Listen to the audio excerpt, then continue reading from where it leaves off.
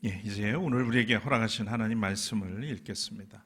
마태복음 10장 24절부터 33절까지의 말씀입니다. 제자가 스승보다 높지 않고 종이 주인보다 높지 않다. 제자가 제 스승만큼 되고 종이 제 주인만큼 되면 충분하다. 그들이 집주인을 바알세불이라고 불렀거든. 하물며 그 집 사람들에게야 얼마나 더 심하겠느냐. 그러므로 너희는 그들을 두려워하지 말아라. 덮어둔 것이라고 해도 벗겨지지 않을 것이 없고 숨긴 것이라 해도 알려지지 않을 것이 없다. 내가 너희에게 어두운 데서 말하는 것을 너희는 밝은 데서 말하여라. 너희가 귓속 말로 듣는 것을 지붕 위에서 외쳐라. 그리고 몸은 죽일지라도 영혼은 죽이지 못하는 일을 두려워하지 말고 영혼도 몸도 둘 다 지옥에 던져서 멸망시킬 수 있는 분을 두려워하여라. 참새 2마리가 한 양에 팔리지 않느냐. 그러나 그 가운데서 하나라도 너희 아버지께서 허락하지 않으시면 땅에 떨어지지 않을 것이다. 아버지께서는 너희의 머리카락까지도 다 세워놓고 계신다. 그러니 두려워하지 말아라. 너희는 많은 참새보다 더 귀하다. 누구든지 사람들 앞에서 나를 시인하면 나도 하늘에 계신 내 아버지 앞에서 그 사람을 시인할 것이다. 그러나 누구든지 사람들 앞에서 나를 부인하면 나도 하늘에 계신 내 아버지 앞에서 그 사람을 부인할 것이다. 이는 하나님의 말씀입니다.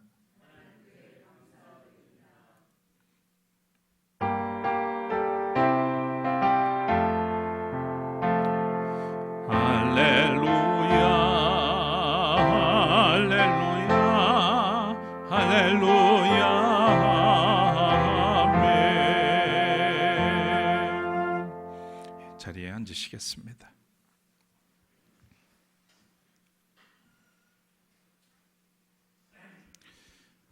하나님께서 하시는 일에는 우연은 없습니다. 돌아보면 하나님의 계획과 섭리로 모든 일이 이루어진다는 사실을 깨닫게 됩니다.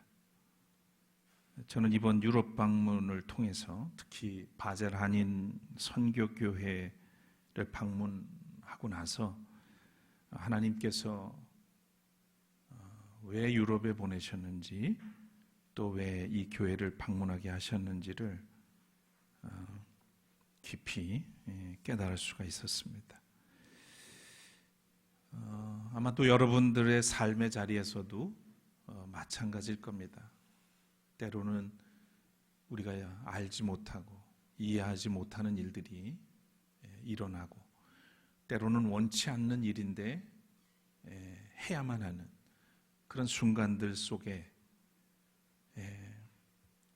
그 모든 인간적인 생각과 모습들을 배제하고 나면 오로지 하나님께서 왜 그렇게 하셨는지를 깨닫게 되곤 하죠. 오늘도 우리를 살아있게 하시고 또 살아가도록 인도하시는 이 일들 속에는 하나님의 놀라운 계획과 섭리가 있습니다. 자세한 얘기는 제가 차츰 말씀을 드릴 기회가 있을 거고요.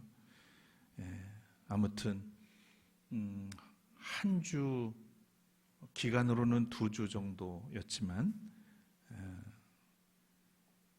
한 주를 비우고 다시 섰는데 여전히 이 자리는 긴장되고 떨리는 자리인 것 같습니다. 모든 것이 하나님의 은혜임을 다시 한번 고백하고 감사드리면서 오늘 예배에 함께 하신 여러분들에게 우리 주님의 위로와 평강이 함께 하시기를 빕니다. 찬양 올리고 기도하겠습니다.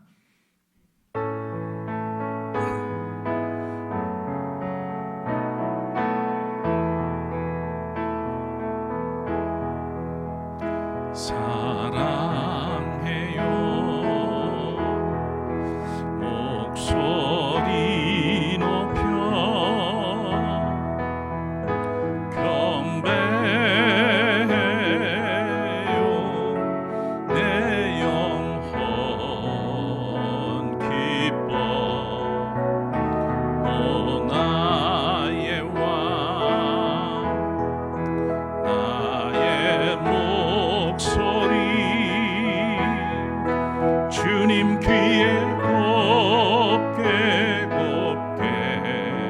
돌리기.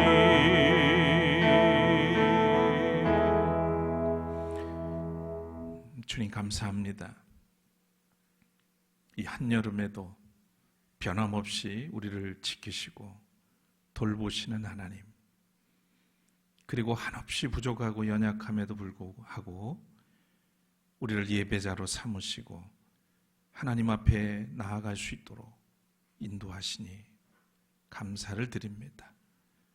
오늘도 우리에게 생명을 주시고 또 하나님의 자녀 삼아 주셔서 이렇게 예배의 자리로 부르셨으니 우리 가운데서 주님의 뜻을 이루어 주옵소서.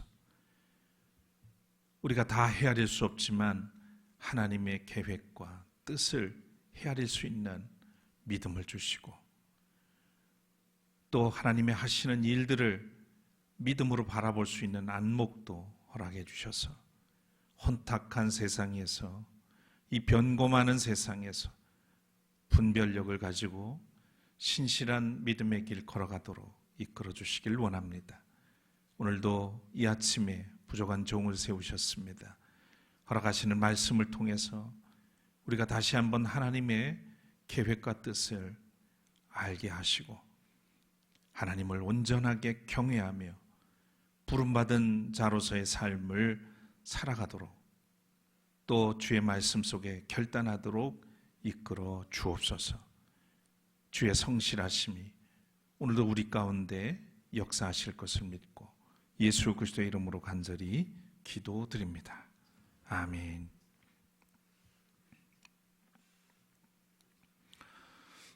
여러분들도 경험하셨겠습니다만 비행기를 탑승해서 안전벨트를 착용할 때 참 많은 생각이 교차하곤 합니다.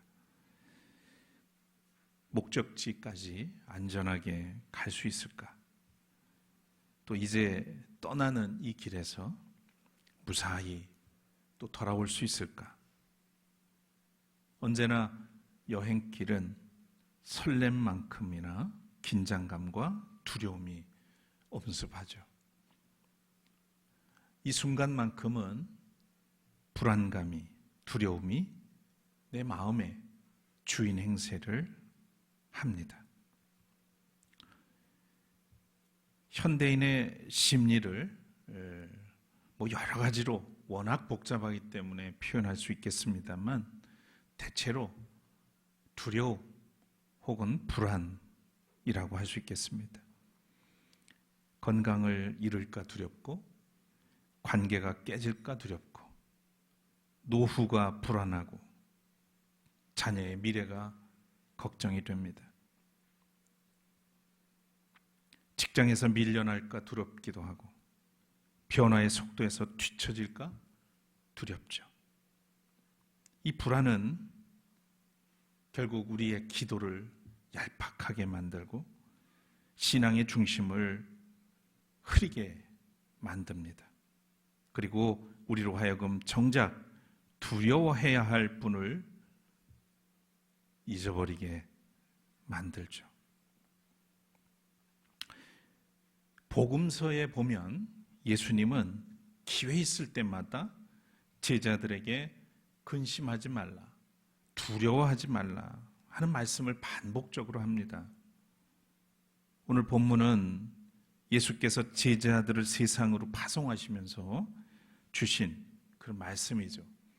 그래서 일명 파송담화 또는 선교담화 이렇게 부르기도 합니다. 마태복음 10장 전체를 보면 아주 중요한 말씀들이 참 많이 나오는데 오늘은 앞부분보다는 이제 뒷부분의 말씀을 우리가 나누게 됩니다. 예수님은 그 자리에서 3번 반복해서 하시는 말씀이 있어요. 바로 두려워하지 말아라 하는 말씀이에요. 두려워하지 말아라. 그런데 동시에 한 번은 두려워하여라 이렇게 말하기도 하세요. 여기서 이제 목적어가 중요합니다. 무엇을 두려워하지 말아야 되는지 그리고 무엇을 두려워하라는 것인지 이걸 분명하게 알아야 되죠. 우리가 오늘 본문에서 읽진 않았지만 16절에 보면은 예수님께서 제자들을 짝지어서 파송하시면서 마치 양을 이리떼 가운데로 보내는 것 같다, 그런 심정으로 보낸다는 그런 예수님의 마음을 비추어 주죠. 그러면서 하신 말씀이 뱀같이 슬기롭고 비둘기같이 순진하여라, 이렇게 말씀합니다. 그러면서 한마디 덧붙여서 강조하신 말씀이 있는데, 사람을 조심해라. 사람을 조심해라. 알고 보면 모든 문제의 원인은 사람한테 있어요.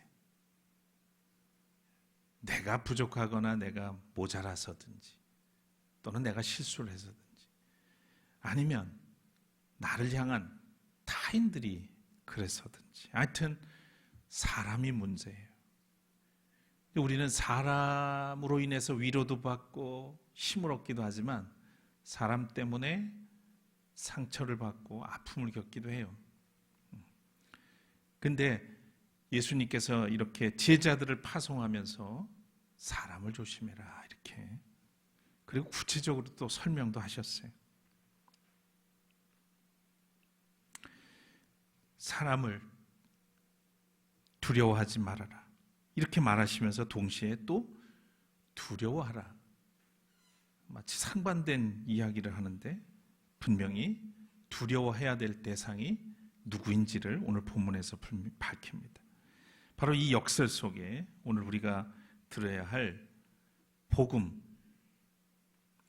특히 예수님께서 여기에 세 가지 가르침을 우리에게 주신다고 보여지는데, 첫째는 우리가 두려워하지 말아야 할 것은 무엇인지, 또 우리가 진정으로 두려워해야 할 분은 누구인지, 세 번째로는 그 경외는 우리의 삶에서 어떻게 드러나는지 밝혀주시는 것을 오늘 본문에서 확인하게 되죠.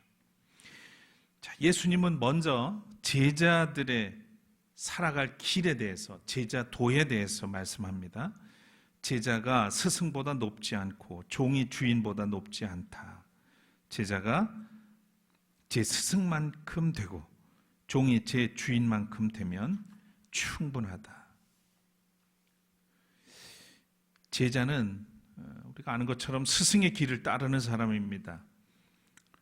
주님께서 걸으신 길, 예수님께서 걸으셨던 그 길은 오해와 조롱과 십자가의 길이었던 것을 우리가 기억하죠. 자, 그렇다면 제자의 길도 이와 다르지 않다는 겁니다. 오늘 예수님은 이어서 이렇게 말씀합니다. 그들이 집주인을 바알세불이라고 불렀거든 하물며 그 집 식구들에게야 얼마나 더 심하겠느냐.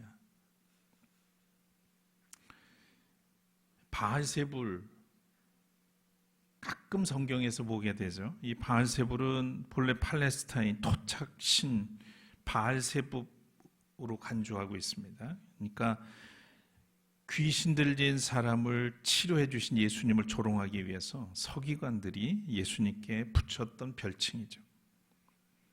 복음서에서는 그렇게 많이 쓰였습니다. 그러니까 사람들이 나를 가리켜서 바알세불이라고 하는데, 내 제자들 내지는 믿음의 사람들에게는 사람들이 도대체 얼마만큼 험하게 말을 하겠느냐, 이런 말씀이세요. 그러니까 하나님 나라를 선포하고 병든 자를 고치시고 귀신을 쫓아내신 예수님의 사역을 사람들은 오히려 사탄의 일로 그렇게 매도를 했던 거죠. 빛을 빛으로 보지 못하고 생명을 생명으로 알아보지 못한 것에 대해서 하신 말씀입니다. 한마디로 세상이 결코 만만치 않다. 이 사실을 제자들을 보내시면서 주지시키시는 그런 장면인 겁니다. 오늘 우리에게 초대교회 같은 노골적인 그런 박해를 찾아보기는 어렵습니다. 그러나 박해의 모양은 시대마다 다를 뿐이지 언제나 회방은 있게 마련입니다. 오늘의 박해는 감옥과 채찍보다 훨씬 더 아주 부드러운 얼굴로 찾아옵니다. 요즘 같은 시대에 굳이 그렇게 믿어야 되나? 요즘 시대에 이런 말을 해도 되나? 그냥 조용히 믿으면 되지. 뭐 이런 말들이 신앙의 열정을 시큰둥하게 만들고 복음의 증언을 사적인 취향처럼 축소시키죠. 그게 오늘의 우리의 모습들이에요. 누가 좀 열심히 내면 그걸 있는 그대로 보지 않고 의심하는 눈으로 봅니다. 오늘 그리스도인이 겪는 가장 미묘한 시험은 묵인하는 것을 지혜로 착각하는 것이라고 할 수 있어요. 물론 모든 자리에서 큰 소리를 내야 한다는 그런 뜻이 아닙니다. 신앙의 이름으로 무례해져도 된다는 그런 뜻은 더더욱 아니죠. 그러나 사랑해야 할 자리에서 침묵하고 진실을 말해야 할 그런 자리에서 물러서고 복음을 드러내야 할 자리에서 부끄러워한다면 그것은 단순한 조심성이 아니라 두려움입니다. 내가 이렇게 말했다가 무슨 소리를 들을까? 바꿔 말하면 이 두려움은 비겁함이고 비굴함이기도 하죠. 그래서 예수님은 말씀합니다. 그러므로 너희는 그들을 두려워하지 말아라. 왜 두려워하지 말아야 될까요? 이어서 말씀하시죠. 덮어둔 것이라고 해도 벗겨지지 않을 것이 없고 숨긴 것이라 해도 알려지지 않을 것이 없기 때문이다. 예수님 말씀을 요즘 우리식의 말로 한마디로 하면 쫄지 마라. 세상 앞에서 사람들 앞에서 쫄지 마. 이 말이에요. 세상 앞에서 주눅들지 말고 권력과 돈 앞에서 비굴하게 타협하지 말아라. 좀 당당해라. 이 말씀이죠. 진리는 오래 가려져 있을 수 있지만 영원히 묻히지는 않습니다. 십자가가 실패처럼 보였지만 부활의 아침에 하나님의 뜻이 드러난 것처럼 복음은 침묵 속에 갇혀 있다가도 결국 빛 가운데 드러나기 마련입니다. 그래서 예수님은 말씀하십니다. 내가 너희에게 어두운 데서 말하는 것을 너희는 밝은 데서 말해야 하라. 귓속으로 듣는 것을, 귓속말로 듣는 것을 지붕 위에서 외쳐라. 무슨 말씀이겠어요? 지금은 어두운 데서 주님이 이 골방에서 너희들에게 가르치지만 너희는 당당히 나가서 외쳐라 이 말이죠. 여기서 지붕은 당시 집에서 가장 공개된 자리라고 할 수 있죠. 오늘로 말하면 광장이고 여러분의 일터고 가정이고 또 온라인 공간이라고 할 수 있겠습니다. 복음은 우리 마음을 위로하는 말씀일 뿐만 아니라 세상을 향해서 증언되어야 할 하나님의 진리이죠. 사랑하는 여러분, 우리에게도 각자의 지붕이 있습니다. 가정이라는 지붕, 직장이라는 지붕, 이웃과 만나는 골목이라고 하는 이 지붕, 또 휴대전화 안에 작은 화면이라고 하는 지붕들이 우리에게는 활짝 열려 있죠. 물론 요즘은 지나치게 불필요한 말들이 많아서 문제이긴 합니다. 쓸데없는 말이 많아서 피곤하고 지치게 만들기도 하죠.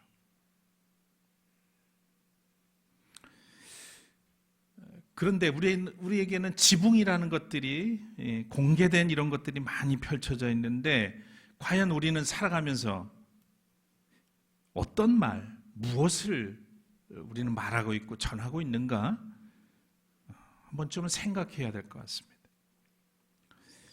제가 전에도 한번 언급한 적이 있는데 요즘 이제 인터넷 시대가 열리고 뭐 AI 시대까지 이렇게 오면서 많이 달라진 모습 중에 하나가 제가 이렇게 보기에는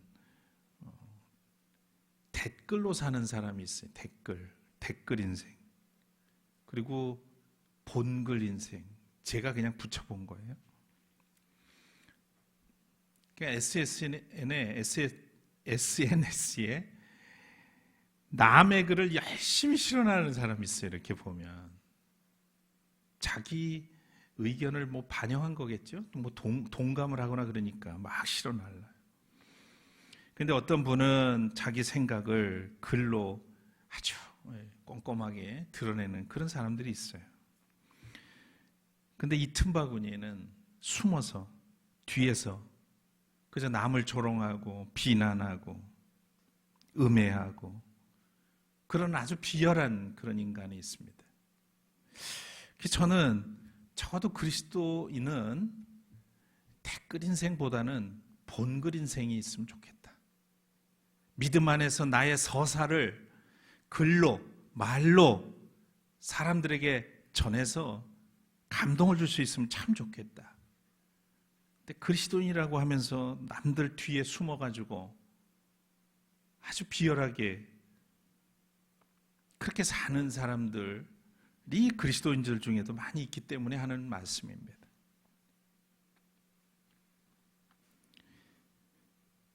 오늘 본문을 한 걸음 더 들어가 보면요, 아주 중요한 말씀들을 합니다. 28절을 보면 몸은 죽일지라도 영혼은 죽이지 못하는 일을 두려워하지 말고 영혼도 몸도 둘 다 지옥에 던져서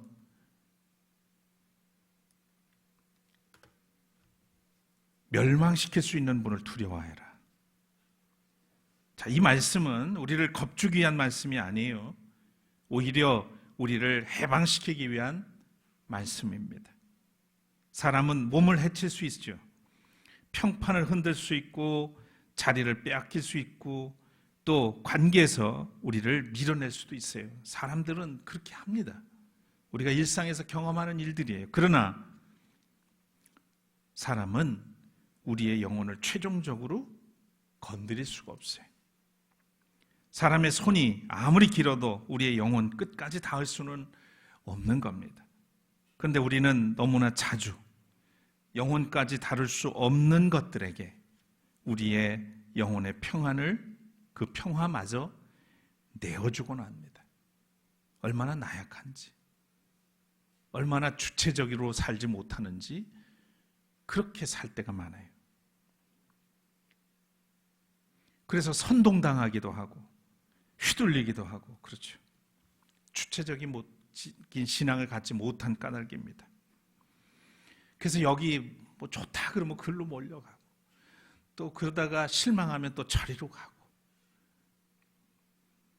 온라인 세계에서 그런 일들이 또 잘 많은 사람들에게 추앙을 받고 막 그러다 보면 어느 날 뭔가 그분의 허물과 비리가 터지면 또 한없이 욕을 해대고 하는 그런 일들이 하여튼 일상에서 벌어져요. 왜 주체적으로 하나님 앞에서 신앙생활을 하지 못할까? 사람들에게 휘둘리는 거예요. 사람을 두려워하기 때문이죠. 크고 놀라우신 하나님을 믿으면서 그렇게 우리는 하찮아지는지 모르겠습니다. 사람들의 평가, 경제적 불안, 비교와 경쟁, 관계의 눈치가 우리 마음의 주인이 되는 거죠. 그것들은 몸을 흔들 수 있을지 몰라도 오늘 주님의 말씀을 비춰보면 영혼을 구원할 수는 없다는 거예요. 그런데도 우리는 그것들에게 우리의 영혼의 왕자를 기꺼이 내어줍니다. 오늘 예수님은 그 자리를 바꾸라고 말씀하시는 거예요. 사람 두려움의 자리에 하나님 경외를 놓으라는 건죠. 하나님을 경외하는 그 마음이 자리 잡아야 된다.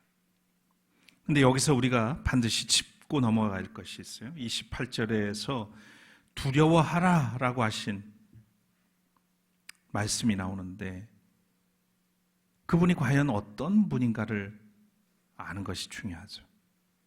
예수님은 28절 이어서 이렇게 말씀하셨어요. 참새 2마리가 한 양에 팔리지 않느냐?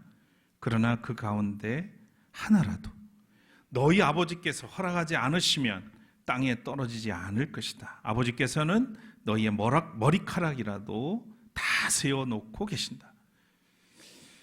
우리가 잘 아는 말씀이세요. 그런데 알긴 아는데 이 말씀을 믿고 살지는 않는 것 같아요. 여러분 보십시오. 영혼과 몸을 다스리시는 분이 동시에 참새 한 마리도 잊지 않으시는 아버지, 심판의 권세를 가지신 그분이 동시에 내 머리카락을 세시는 아버지라고 말씀합니다. 이것이 바로 성경이 말하는 경외라는 거예요. 공포가 아닙니다. 냉혹한 재판관 앞에 떠는 것이 아니죠. 사랑받고 있음을 알면서도 그 크심 앞에 무릎을 꿇는 어떤 떨림 같은 거, 이것을 경외라고 합니다. 그래서 잠언은 말씀합니다. 주님을 경외하는 것이 지혜의 근본이다. 하나님 경외는 하나님을 하나님으로 인정하는 그 마음을 말해요. 내가 중심이 아니라 하나님이 중심이심을 아는 그 마음. 그래서 요한일서 4장 18절에서는 이렇게 말씀합니다. 사랑 안에 두려움이 없고 온전한 사랑이 두려움을 내쫓는다. 두려움의 반대는 용기가 아니죠. 사랑입니다. 하나님을 경외하는 것은 하나님의 사랑 안으로 더 깊이 들어가는 것을 말하고요. 그 사랑 안에서 사람 두려움이 그것이 힘을 잃어가는 것, 이것을 경외라고 얘기합니다. 하나님은 멀리서 추상적으로 우리를 바라보시는 분이 아닙니다. 아무도 주목하지 않는 피곤함이 우리에게 있고 말하지 못하는 그런 눈물 어린 기도, 그리고 하나님 앞에 떨림, 혼자 견뎌낸 밤에 그 무게까지 하나님은 다 기억하시고 아신다는 거예요. 간혹 아무도 내 심정을, 내 마음을 알아주지 못하는 것 같아서 외롭고 힘들 때가 있죠. 그건 내 마음이고 하나님은 우리를 나보다도 더 잘 아시는 분이고 기억하신다는 거예요.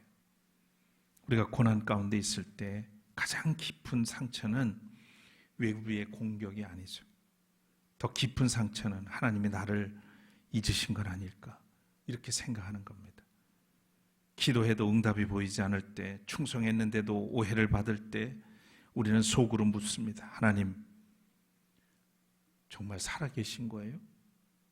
나를 지켜보고 계신 거예요? 이런 생각이 들곤 하죠. 그때 예수님은 이렇게 말씀합니다. 두려워하지 말아라. 너희는 많은 참새보다 더 귀하다. 이게 복음이죠. 우리는 숫자로 평가되는 그런 존재가 아니에요. 세상의 계산서에 의해서 가치가 정해지는 그런 존재가 아닙니다. 우리는 하나님 아버지의 눈에 그 무엇보다도 귀한 존재라는 사실을 기억하셨으면 합니다. 신앙은 두려움이 사라지는 게 아니죠. 두려움의 왕자가 바뀌는 것입니다. 하나님을 경외하기 시작하면 사람의 시선은 더 이상 절대 권력이 되지 못합니다. 하나님을 경외하기 시작하면 세상의 손해가 내 인생의 마지막 판결이 되지 못해요. 하나님을 경외하기 시작하면 죽음조차도 우리를 하나님의 사랑에서 끊어낼 수 없다는 사실을 알게 됩니다. 두려운 것은, 삶이 두려운 것은 정말 하나님을 경외하지 못한 까닭이고 정말 하나님의 사랑 안에 머물지 못한 까닭이에요. 예수님께서 붙잡히시던 밤, 베드로는 대제사장의 뜰에서 3번이나 이렇게 말하죠. 나는 그 사람을 알지 못합니다. 그랬던 베드로였어요. 그런데 오순절 성령 강림 이후에 베드로는 예루살렘 한복판에서 부활하신 예수 그리스도를 담대히 선포했습니다. 무엇이 달라진 걸까요? 결코 상황이 쉬워진 것도 아닙니다. 단순히 베드로가 용기를 냈기 때문도 아니죠. 성령께서 그에게 임하셨기 때문입니다. 두려움을 극복하려는 의지력이 아니라 두려움의 방향을 바꾸시는 성령의 능력이 임한 거예요. 그래서 사도 바울도 끊임없이 성령의 충만함을 받으라, 성령 안에 머물라고 얘기를 했어요. 사람을 두려워하던 사람이 하나님을 경외하는 사람으로 바뀐 것은 성령이 그 마음 안에 새 질서를 세우셨기 때문이에요. 미움이 가득했던 마음이 사랑하는 마음으로 바뀌는 것은 내 의지가 아니라 성령께서 나를 그렇게 내 마음의 주인이 바뀌었기 때문에 가능해지는 거죠. 1989년 독일 쾰른의 한 허름한 방에서 저는 아주 철저한 고독 속에 머물러야 했습니다. 결코 사람을 의지할 수 없는 그런 상황. 그때 하나님께서는 저를 철저한 고독 속에서 만나 주셨어요. 기도하게 하셨고 2박 3일 동안 기도하는 그 과정 속에서 성령의 깊은 체험을 하게 됩니다. 그때는 그냥 여기서 생을 거둘까 하는 생각까지도 있을 정도로 철저하게 어디에도 손을 내밀 수 없는 그런 상황 속에서 하나님은 찾아와 주셨죠.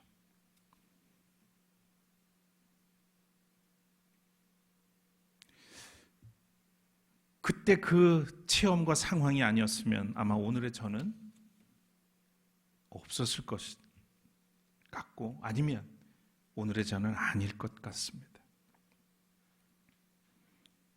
오늘도 하나님 경외로 사람 두려움을 이기는 길은 우리 자신의 결단에 있지 않습니다. 우리 안에 임하시는 성령의 도우심 안에 있는 것이죠. 성령 강림 후 네 번째 주일을 맞는 오늘 우리는 이것을 기억해야 합니다.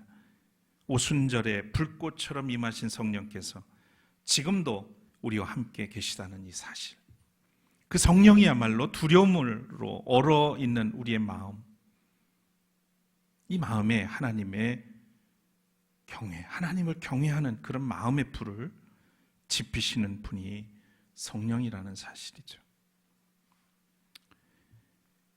우리 감리교 전통에서도 우리는 이 제자의 길을 보게 되는데요. 존 웨슬리는 제도권 교회에서 그에게 문을 닫았죠. 교구를 맡지 않은 목사는 사제는 설교할 수 없다. 그런데 그는 그 교단 내 성공회의 그런 규칙에 대해서 두려워하거나 그것 때문에 발길을 멈추지 않았습니다. 사람의 시선을 두려워하지 않았다는 얘기입니다. 그는 하나님을 경외하는 그 마음 앞에서 사람의 평가가 점점 작아드는 것을 경험했기 때문에 오히려 차단당했을 때 들판으로 나갔고요, 거리로 나갔습니다. 광부들이 일하는 탄광 입구에서, 시장 한복판에서, 그리고 길 위에서 그는 복음을 전했죠. 세계는 나의 교구다 라고 하면서 설교를 했습니다. 복음은 갇힐 수 없다는 그런 믿음의 선언이었던 겁니다. 강단이 닫히면 들판이 강단이 되고, 문이 막히면 길바닥이 예배당이 되었습니다. 그것은 하나님 경외가 사람 두려움을 이긴 삶의 증언이었던 것이죠. 종교개혁 전통에서 여러분 아시는 것처럼 코람데오라고 하는 것이 있죠. 코람데오. 곧 하나님 앞에서 사는 삶이라고 표현하는 것, 바로 같은 맥락입니다. 아무도 보지 않아도 하나님 앞에서 살고, 모두가 비난해도 하나님 앞에서 살며, 성공해도 하나님 앞에서 겸손하고, 실패해도 하나님 앞에서 무너지지 않는 삶. 하나님 앞에 서는 사람만이, 하나님 앞에 서는 사람만이 사람 앞에서 자유로울 수 있습니다. 예수님은 마지막 제자들에게 시인의 문제를 말씀하셨어요. 누구든지 사람들 앞에서 나를 시인하면 나도 하늘에 계신 내 아버지 앞에서 그 사람을 시인할 것이다. 그러나 누구든지 사람들 앞에서 나를 부인하면 나도 하늘에 계신 내 아버지 앞에서 그 사람을 부인할 것이다. 32절 33절의 말씀입니다. 여기서 시인하다라는 말은 입술로만 인정하는 것을 말하는 게 아니에요. 그것을 넘어서죠. 예수님의 편에 서는 겁니다. 내가 누구에게 속한 사람인지를 삶으로 드러내는 거예요. 우리가 시인한다는 것은 대단한 영웅적인 장면에서만 이루어지지 않습니다.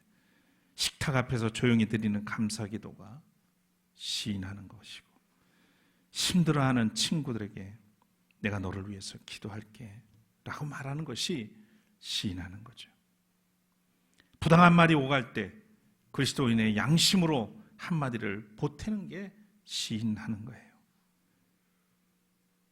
손해를 보더라도 정직을 선택하는 것이 주님을 시인하는 겁니다. 누군가를 미워하는 분위기 속에서 용서와 화해의 길을 열어가는 것이 주님을 인정하는 일이죠. 침묵만이 묵인하는 것이 신앙이 아닙니다. 반대로 부인하는 것, 이것은 언제나 거창한 배교의 모습으로 오지 않죠. 부인은 아주 작은 침묵으로 시작될 수 있습니다. 복음을 말해야 될 때 지나치게 부끄러워하는 것, 그리스도인답지 않은 일에 동조하면서도 아무렇지 않은 것, 사람들의 시선 때문에 주님의 뜻을 접어두는 것, 이런 작은 선택이 누적될 때 우리의 삶은 점점 주님을 모른다고 말하는 방향으로 기울어져 갈 수 있습니다. 그래서 우리는 매일 스스로에게 물어야 합니다. 오늘 나는 누구 앞에 서 있는가? 사람 앞에만 서 있는가? 아니면 하나님 앞에 서 있는가? 오늘 나의 말과 침묵은 무엇을 시인하고 있는가?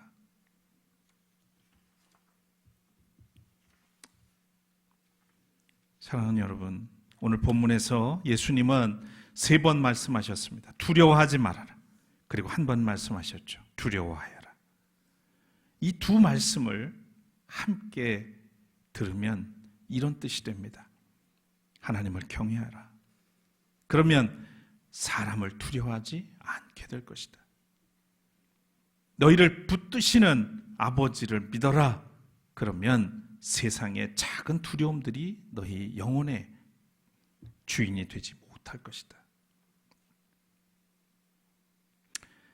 잠시 후에 우리는 이 예배당의 문을 나서게 됩니다. 문을 나서면 두려움이 사라지는 게 아니죠.